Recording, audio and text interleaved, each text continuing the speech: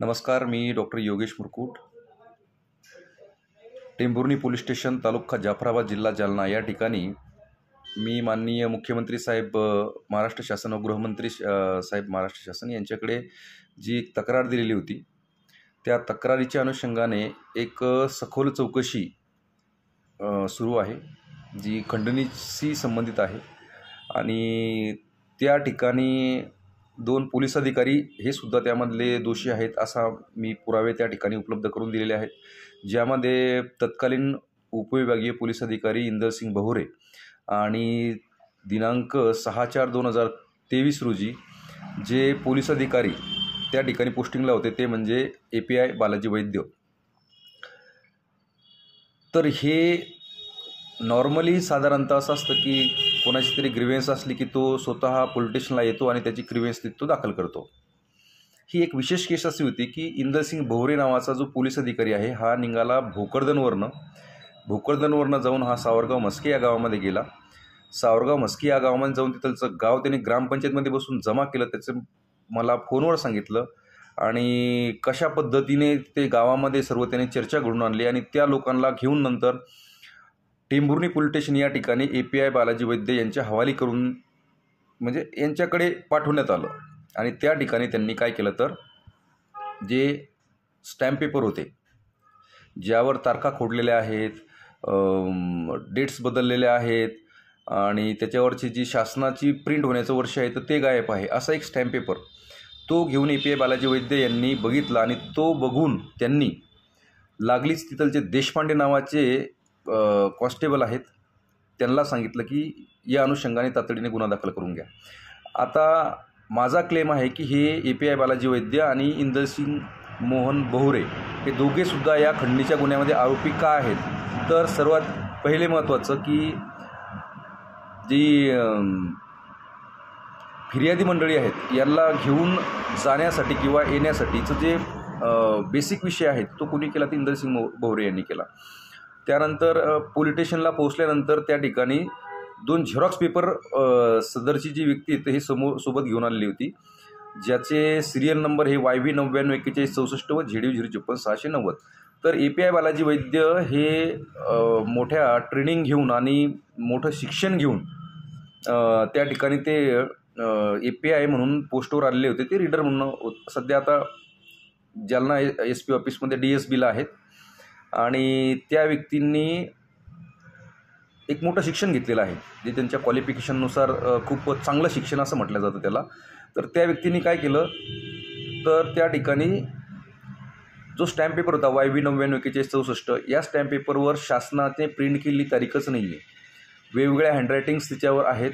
हा विषय न पाहता त्यांनी सरळ त्या 2 स्टॅम्प पेपरच्या आधारे एक गुन्हा दाखल करण्यासाठी टेंभुर्णी पोलीस स्टेशनला सांगितलं. नक्कीच तो माझ्याशी संबंधित जरी नसला तरी माझ्या प्रॉपर्टीशी संबंधित होता. जो नंतर खोटाही सापडला, स्टॅम्प पेपरही खोटे सापडले, त्याचा समरी झाला. 29/7/2024 रोजी माननीय जाफराबाद न्यायालयाने त्याच्यामध्ये आदेशही दिले की बनावट दस्तांच्या आधारे यांनी समजुतीचे करारनामे वगैरे तयार केले होते. तर विषय असा पडतो की हे जे 2 पोलीस अधिकारी आहेत ते ह्या खंडणीच्या गुन्ह्यामध्ये सहभागी आहेत किंवा नाही, तर 100% आहेत सहभागी. सर्वप्रथम त्यांनी त्यांच्या ठिकाणी सुनील गणेश कुंडलिक म्हस्के या 2 व्यक्तींच्या नावे 30/3/2023 रोजीच्या तारखेमधील एक दस्त आहे, एक अर्ज आहे, जो त्यांनी 1/4/2023 रोजी टेंभुर्णी पोलीस स्टेशनला दिलेला होता. म्हणजे ते दस्त ऑलरेडी स्क्रुटिनीमध्ये होते शासनाच्या. त्यामध्ये उल्लेख होता की हे स्टॅम्प पेपर सोबत जोडून देत आहे. तर त्या ठिकाणी तो तपास दिला होता ASI जाधव यांच्याकडे, ज्यांच्याकडे सावरगाव म्हस्के हे गाव तपासासाठी होतं. तर नक्कीच त्या ठिकाणी जे API बालाजी वैद्य आहेत जे 4 तारखेपासून त्या ठिकाणी पोस्टिंगला होते असं रेकॉर्ड मला मिळालेलं आहे. तर 6 तारखेचा विषय आहे. तर 6/4/2023 रोजी ते ASI जाधव यांच्या सल्लामसलत ते घेऊ शकत होते की तुमच्याकडे काही प्राप्त आहे वगैरे या सर्व विषयाचं, तर मग तुम्ही त्याच्यामध्ये काय केलं आहे, काय खरं आहे, स्टॅम्प पेपर खरे आहेत की खोटे आहेत, काय वगैरे काय चौकशी केली, ओरिजिनल पडताळलं आहे का, हे ते शोधू शकत होते. पण त्यांनी न शोधता हे यांना इंटेलिजन्स एवढं यांचं API बालाजी वैद्य यांचं की ह्या इंटेलिजन्समुळे यांनी लगेच स्कॅन करून घेतलं की हे आपल्या आकाचे आहेत, हे आकाचा मॅटर आहे, आकाचा मॅटर आहे. आणि लागलीच त्यांनी आकाच्या मॅटरचा जो उचलाव आहे तो केला आणि लागलीच त्या ठिकाणी आदेश दिले की 76/23 हा गुन्हा तुम्ही त्या ठिकाणी दाखल करा आणि डॉक्टर मुरकुटे यांच्या प्रॉपर्टीला वादग्रस्त बनवा, आणि ते त्यांनी परफॉर्म केलं. असे ते API बालाजी वैद्य आणि त्यांचे जे डायरेक्शन करते होते ते होते DYSP इंदरसिंग भोरे. आणि इंदरसिंग भोरेने याच्या पूर्वी आणि नंतर काय केलं हे सर्व रेकॉर्ड्स माझ्याकडे आहे, ते मी त्या ठिकाणी चौकशी कामी दिलेली आहे. सांगायचा विषय असा की ही जी भ्रष्ट योजना आखणारे आणि त्याला राबवणारे जे पोलीस अधिकारी आहेत यांचेवर कारवाई करत असताना पोलीस स्टेशन किंवा SP DYSP ही जी मंडळी आहे तर ही एवढं प्रेम दाखवण्याचं काय कारण होतं? एवढे दिवस झाले याला, आणि ज्यावेळेस मग आता कडक आदेश आले आणि त्यासाठी एका व्यक्तीला मृत्युमुखी पडावं लागलं की मस्साजोगचे जे सरपंच आहेत देशमुख साहेब यांचा मृत्यू होऊन त्यानंतर शासनाला खळबळून जाग आले, आणि तो जाग आल्याच्या नंतर कुठेतरी या सर्व गोष्टी खंडणीचे जे प्रकरणं आहेत ते हे फास्टमध्ये ट्रीट होऊ लागले आणि त्यानंतर आता चौकशी सुरू झाली आहे. तर हे जे API बालाजी वैद्य आहेत तर यांचा प्रायमा फेसिस विषय सापडतो. यांनी तो स्टॅम्प पेपर जो त्यांच्या हातात होता तो स्टॅम्प पेपर त्यापूर्वी जे 1/4/2023 रोजी आलेला जो अर्ज होता सुनील गणेश मस्के गणेश कुंडलिक मस्के यांचा, तो न पाहता 6/4/2023 रोजी नवीन फिर्याद घेतली आणि त्या ठिकाणी गुन्हा दाखल करून घेतला. तर नंतर हे सर्वच खोटं सापडलं. बॉन्डही खोटे, गुन्हाही खोटा, माणसंही खोटे, जबाब देणारेही खोटे. आणि इवन दो त्या इंदरसिंग भोरे यांनी जे चौकशी अहवाल तयार केला त्या चौकशी अहवालामध्ये त्यांनी जो अहवाल तयार केला त्या अहवालाच्या कंप्लेंट विरुद्ध तपासामध्ये सापडलं, जे की एक तज्ज्ञ आणि हुशार असे API रवींद्र ठाकरे साहेब यांनी तो तपास केलेला होता आणि खूप सक्षमरित्या तपास केला होता. त्यामध्ये मी सुद्धा माझ्या एंडला माहिती दे का काही सर्व माहिती काढली आणि ती सर्व फाइंड आउट केली. तर हे जे वैद्य साहेब यांच्या चमत्कारातून जो गुन्हा दाखल झाला होता त्यातला जो स्टॅम्प पेपर होता YV 994164 हा स्टॅम्प पेपरच बोगस सापडला. तो स्टॅम्प पेपर शासनाने रिलीज केलेला होता डिसेंबर 2021ला आणि या महोदयांकडे तो स्टॅम्प पेपर 2020मध्ये होता, ज्याच्यावर एक समजुतीचा करारनामा लिहिला होता, जो करारनामा दुसऱ्याच्या प्रॉपर्टी बळकवण्यासाठी वापरला होता. वैद्य साहेबांच्या या कृतीला तर असा सलाम करण्याची इच्छा होते. साहेब तुम्ही कोणत्या आकाच्या मागे लागला आणि कोणत्या आकाने तुम्हाला करायला लावलं साहेब? ते भोरे साहेब कोणते आका तुमच्या मागे लागले होते ते तर तुम्ही सांगितलंच SP ऑफिसमध्ये मला. त्याच्यानंतर माझे वडील होते साक्षीदार त्या ठिकाणी. सगळ्यांना सगळं माहिती आहे आता कोणी काय केलं कसं केलं. तुम्ही कुठे चुकलात नाही, गुन्हा कुठे केला तुम्ही?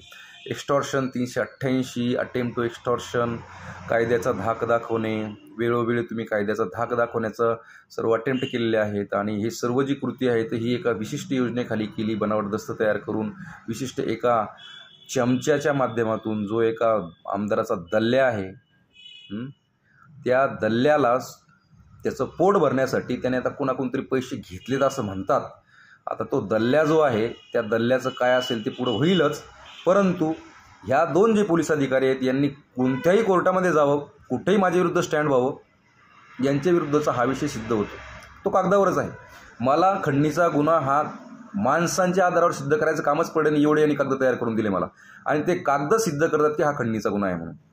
त्यामुळे टेंभुर्णी पोलीस स्टेशन या ठिकाणी जी चौकशी चालू आहे तर त्यांनी त्यांची चौकशी अगदी जबाबदारीने पार पाडावी.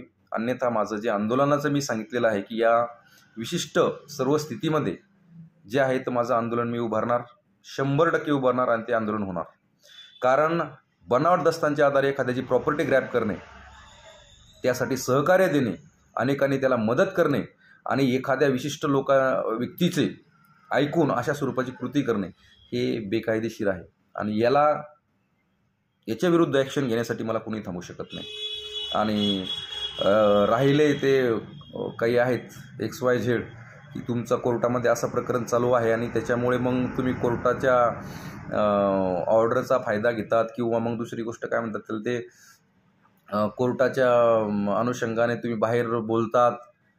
हो तर बोलणार ना साहेब, जळालेलं माझं आहे. बनावट पेपर माझ्याबद्दल तयार झाली, माझी प्रॉपर्टी ग्रॅब करण्यासाठी झाली आणि ते कोर्ट महोदय ते का असंच नाही बसलं तिथे.